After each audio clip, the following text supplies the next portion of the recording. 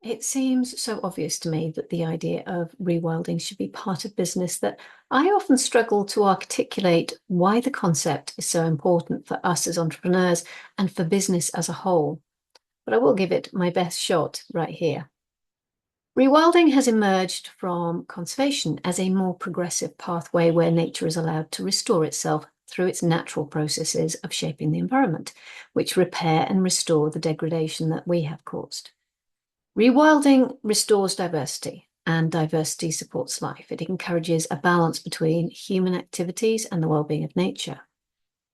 And Rewilding Europe says rewilding is about reconnecting a modern society, both rural and urban, with a wilder nature.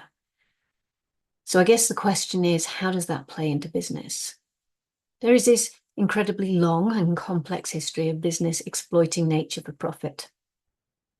And that has brought us to a point where species extinction is accelerating, habitats and ecosystems are failing, and key environments that actually uphold the health of global systems are on the brink, which all kind of sounds very gloomy.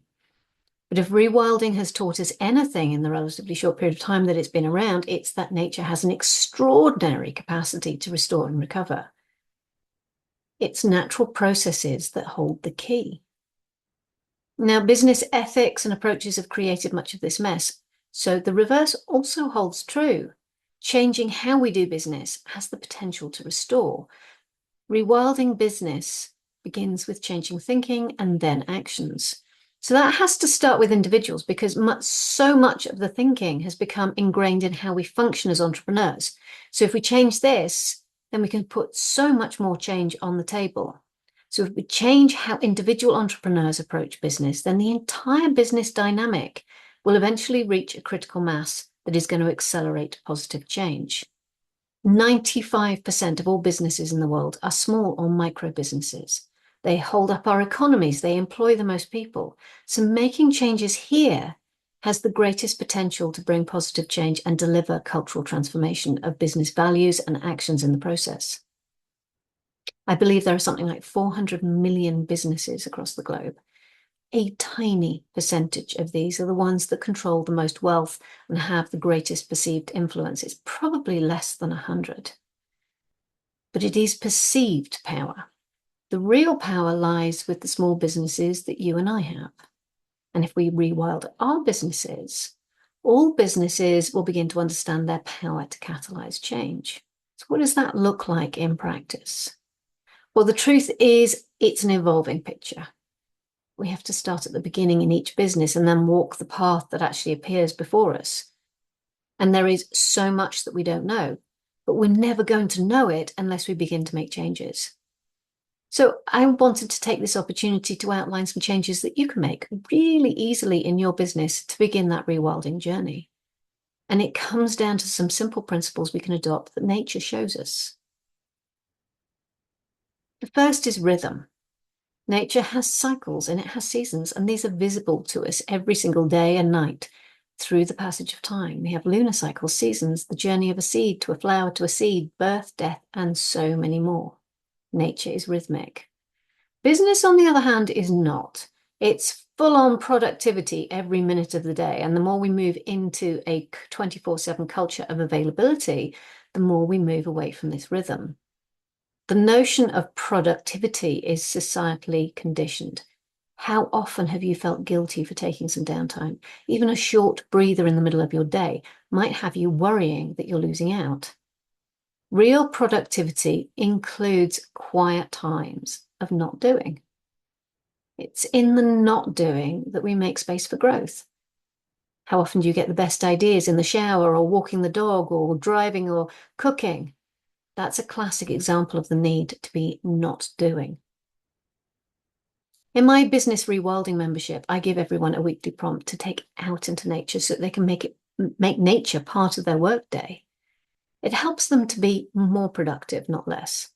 So that 15 minutes of meditation that you might put at the start of your workday is productivity. Taking regular breaks is productivity. Going for a walk is productivity. Downtime is productivity because it gives you the restoration of life force and it prepares you for new surges. So it is true that we slow down to speed up. The next principle is soul, and the importance of soul in business. For conscious entrepreneurs, this comes as no surprise, but in the wider world, the very notion of this is still totally off-piste. I remember listening many years ago to Gary Vaynerchuk saying that emotion has no place in business. And I absolutely 100% disagree. Emotion has a vital role to play in business. And it is, in fact, the cold, hard, logic-driven approach that has sidelined people and planet in the pursuit of profit. Emotion keeps us connected to the truth of who we are. If you take emotion out of business, you will do what serves your bottom line at the expense of your own well-being and planetary well-being. And you will not create the space to share who you are through your business. And that's why you were driven to start this journey in the first place, because you have a vision and you know that your gifts can help people in the world. And that is a matter of soul. The expression of the soul is a master lesson from nature. Without soul, there is no meaning to our actions. But with soul, every action has a meaning, a purpose, and a vision. And it alchemizes your actions and just ups the quota of positive energy in the collective consciousness. The simple choice to move with soul in your business catalyzes cultural change on a massive scale.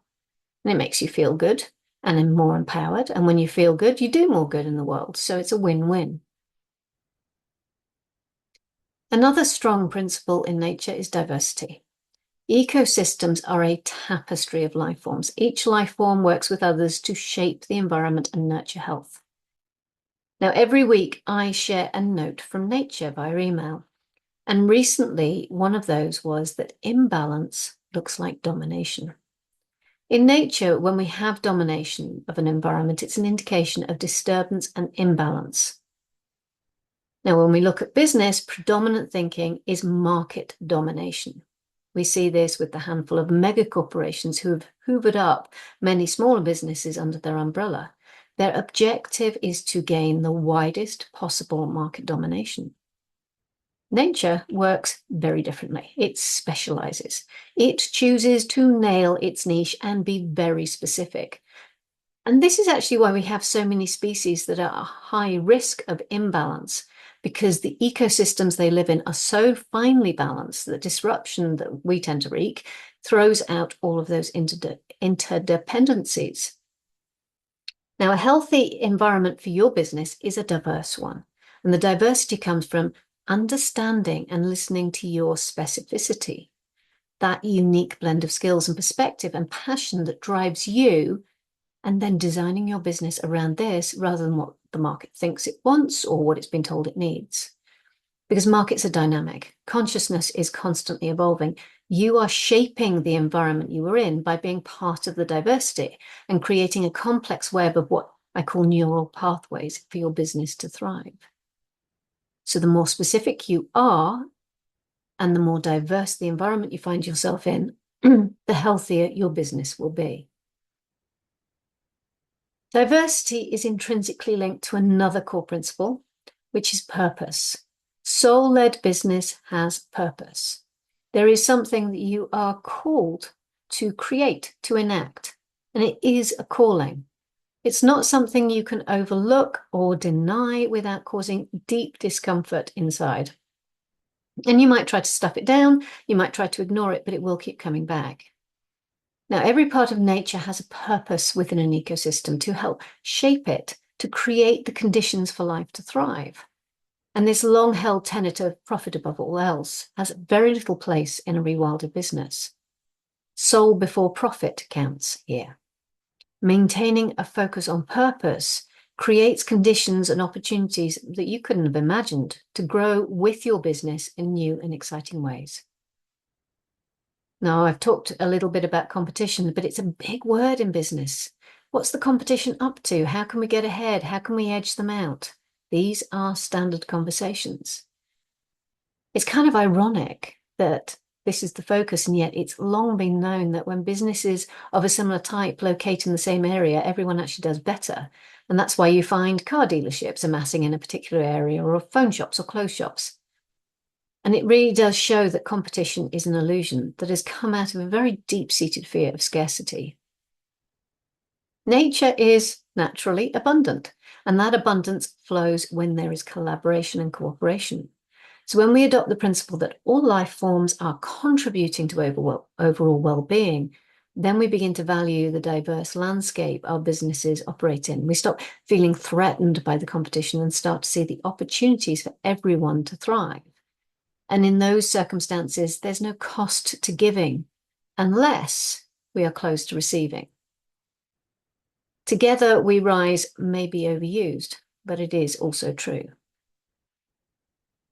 As a business designer, one of the things I see most commonly is how businesses are approached as a set of independent parts. They're compartmentalized. And I think that's probably where my journey into energetics began, because I wanted to find a way to see the business as a whole life force rather than a series of functions. And we label up all our functions, we separate them out.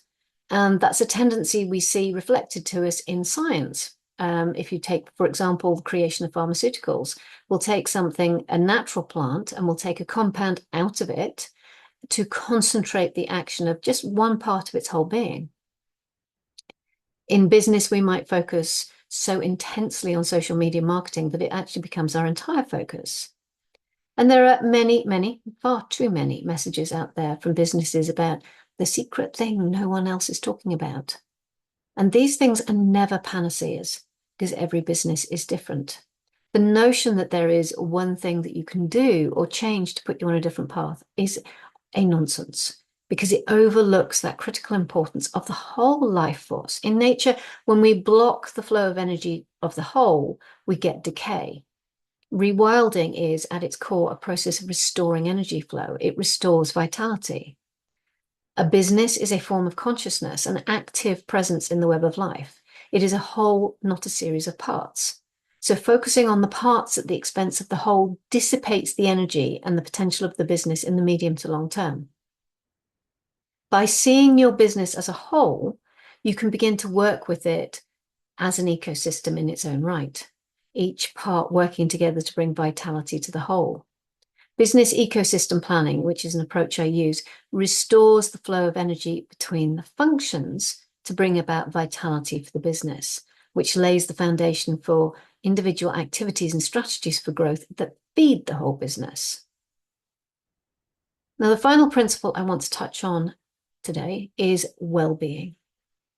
Rewilding is centered in the well-being of people and planet, and a rewilded business follows this philosophy. If we choose to track back all of the injustices in the world where the well-being of people or planet has been compromised, we'll find a bottom line at the core of that. Now, a healthy environment is essential for a healthy business. The mega corporations, they're not healthy. They may have healthy bottom lines, but they're not healthy. They may hold the dominant narrative in business, but that doesn't detract from your power to change the status quo. Nature demonstrates every time we give it a chance how quickly it can establish well-being for all. So perhaps you can consider yourself an agent of nature, restoring well-being to a deeply disrupted and unhealthy environment. Choosing to value well-being for everyone and every form of life that is touched by your business instantly transforms the narrative from I to we and me to us. And that means that the road to global well-being can be very short indeed if we challenge ourselves to rewrite those inner narratives and conditioning, to challenge the status quo and live by our and work by our values. All change begins within, because it's when we make those changes within that the reality around us changes in step. The seed of rewilding business is to take responsibility for how we individually think and act in our businesses, whilst also seeing and giving credence to our role in the well-being of the whole. We are all part of life, and how we choose to live our lives transforms the experience of all life. And I would love to invite you to thrive wildly by joining the coming season of Rewild Your Business, where we become wild souls leading wild businesses for the well-being of all.